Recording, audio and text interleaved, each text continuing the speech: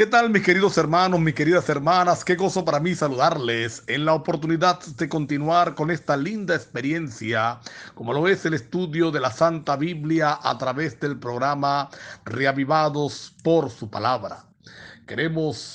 Quiero agradecer al Señor por esta oportunidad preciosa que me brinda de conectarme con ustedes.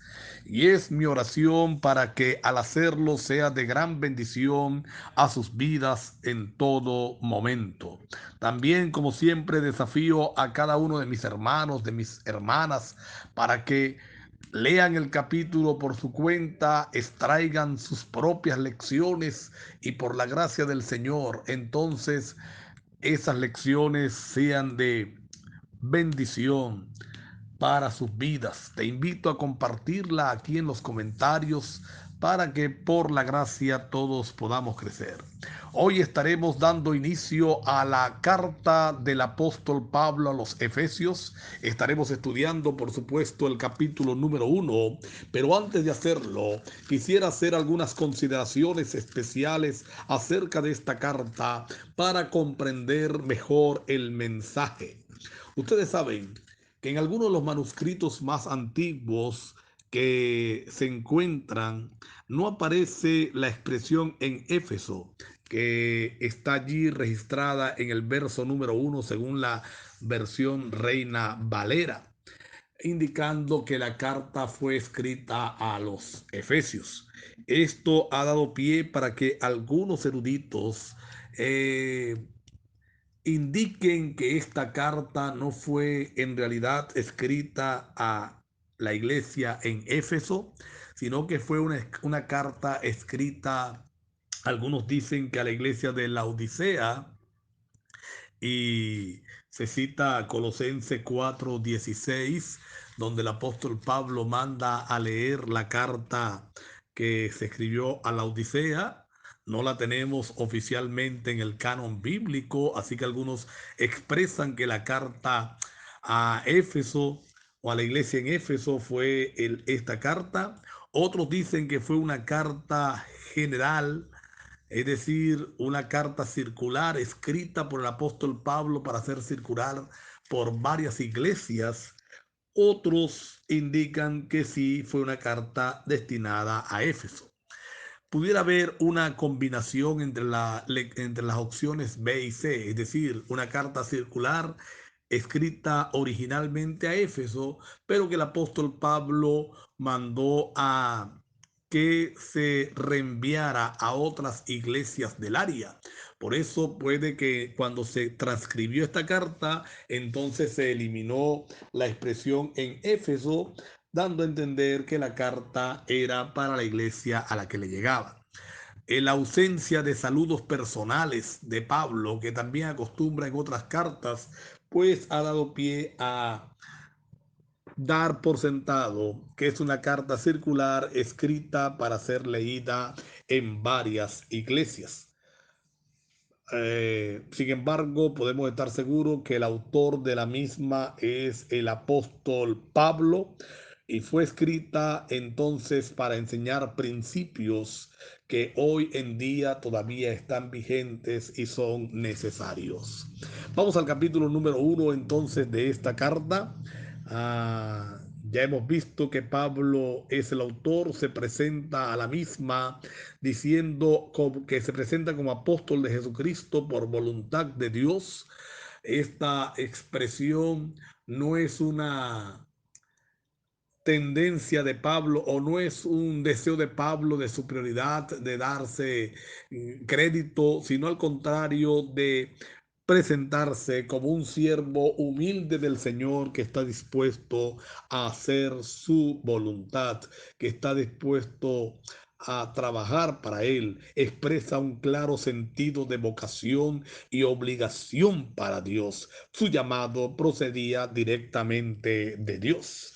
Luego vamos a encontrar el saludo que Pablo tradicionalmente envía a sus iglesias en sus cartas, el saludo que Pablo presenta al iniciar las cartas, pero vamos a encontrar varias cosas interesantes en este saludo.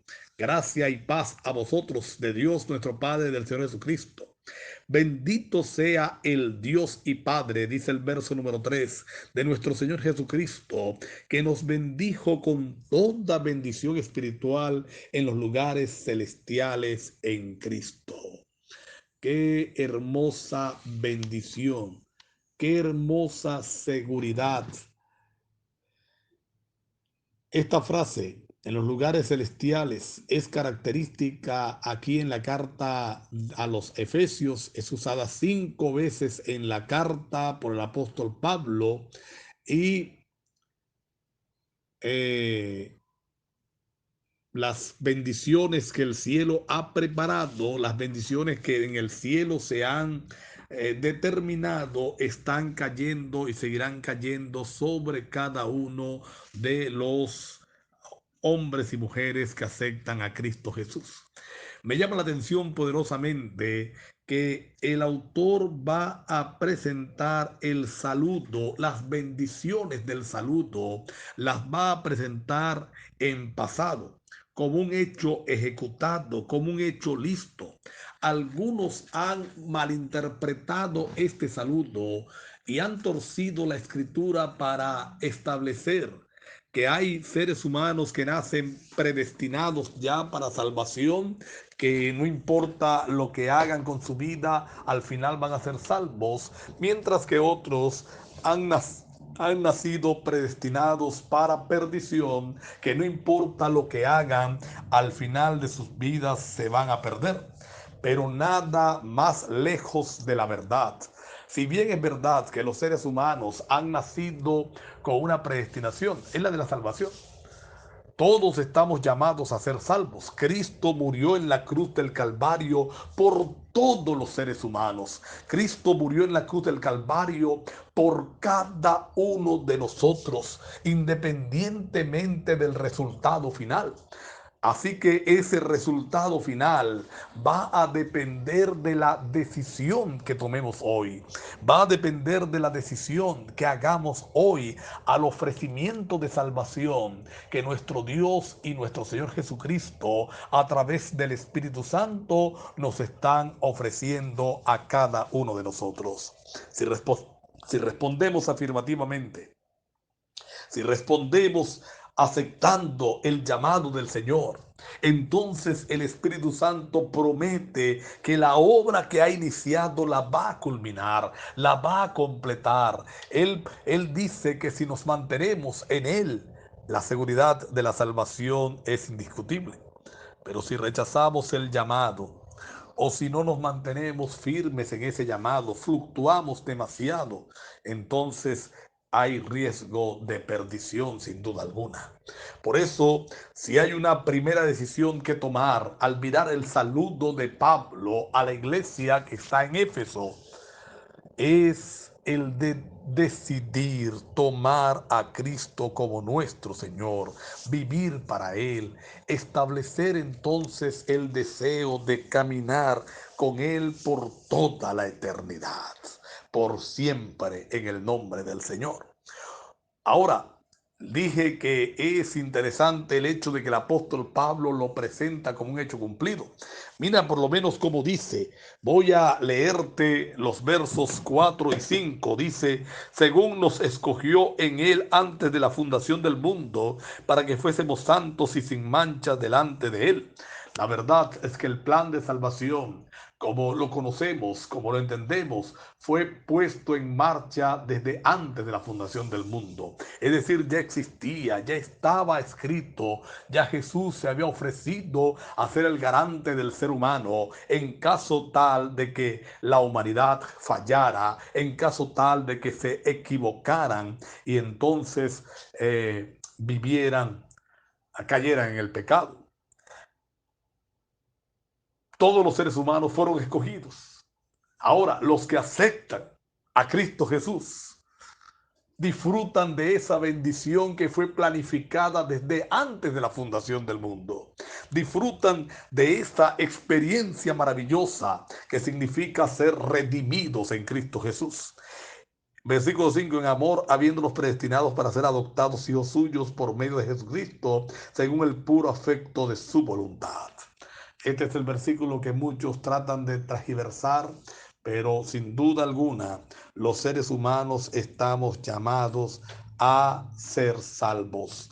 Nacemos predestinados para salvación. Si la perdemos, o nacemos como candidatos a la salvación. Si la perdemos es por nuestra decisión, porque todo el cielo ha actuado, todo el cielo se ha movido para que nosotros podamos ser salvos en el nombre del Señor, para que todos nosotros podamos vivir para Cristo Jesús.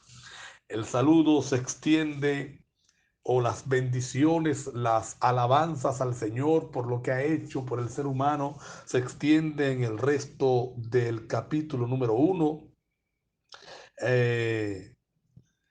Nos recuerda que nuestra redención es gracias a la sangre derramada por Cristo en el Calvario, que el perdón de nuestros pecados es el resultado de las riquezas de su gracia, es decir, es un regalo divino, es un regalo del Señor, es un regalo dado por Dios para nosotros, no es algo que ganamos, no es algo que merecemos, no es algo que adquirimos por alguna virtud personal, sino que por el contrario, depende de lo que Cristo está haciendo en nosotros.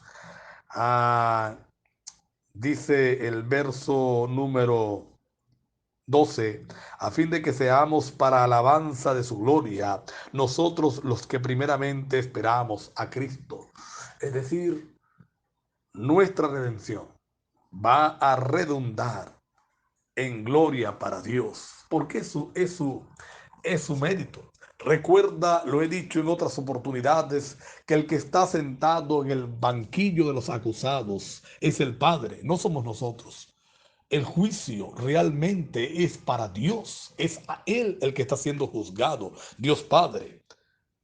Y entonces, nuestra salvación, nuestra vida de obediencia, nuestra vida de entrega a Él, nuestra vida consagrada a su servicio, es una prueba de que el Señor es inocente, es una prueba de que el Padre es inocente y que ha hecho todo lo posible para que el ser humano viva en bendición, viva en armonía con su Padre Celestial.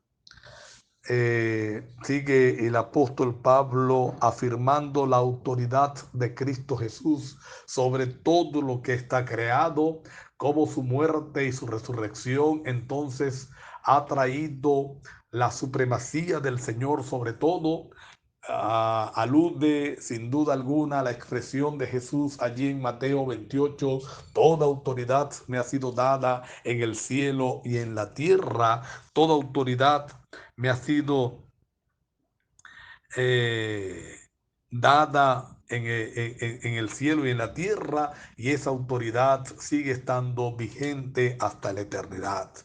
Dice el verso número 20 que la gracia y la fuerza, el poder de Dios operó en Cristo Jesús, resucitándolo de los muertos, sentándolo a su diestra en lugares santos, sobre todo principado y autoridad y poder y señorío, sobre todo nombre que se nombra, no solo en este siglo, sino también en el venidero, es decir, no solamente en este mundo, sino en el mundo eterno. Sometió todas las cosas bajo sus pies y le dio por cabeza sobre todas las cosas a la iglesia. Y recuerda que en la cabeza de la iglesia es Cristo Jesús, nosotros somos su cuerpo y todo el cuerpo trabaja en armonía para la iglesia. Preparémonos para disfrutar de esta carta. Preparémonos para disfrutar de las lecciones que el Señor tiene para nosotros en estos capítulos venideros en la carta a los Efesios. Vamos a inclinar el rostro para orar. Querido Padre, gracias, Señor, por el capítulo número 1 de la carta del apóstol Pablo a los Efesios. Gracias, Señor, por la bondad y la misericordia que tienes para nosotros al escogernos, Señor, desde antes de la fundación del mundo para salvación. Permite que no sea en vano en nuestras vidas, sino que por el contrario podamos ser salvos. En el nombre de Jesús, amén. Dios me les bendiga, mis queridos hermanos, mis queridas hermanas. Dios les acompañe.